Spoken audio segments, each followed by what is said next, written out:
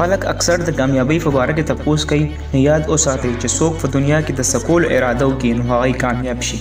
که د کامیابی راز معلومول غواړئ نو کرسټیانو رونالډو نه تپوس وکړئ چې کله د هغوی میچ ختم شي او کلاړیان ډریسنګ روم ته ځي نو هغه وخت کرسټیانو رونالډو خپل پریکټس شروع کړي او داسې خلکو ته پاگل ویلی شي. خلکو یوسین بولټ ته هم پاگل ویلی وو ځکه چې هغه به د لیونو په شان رننګ ټریک باندې منډه وهله او دې پاگل په 115 سکند کې ځان د $119 میلیون مالک جوړ کړ او وی ویل چې اکثر پاگلان تاریخ رقم کوي.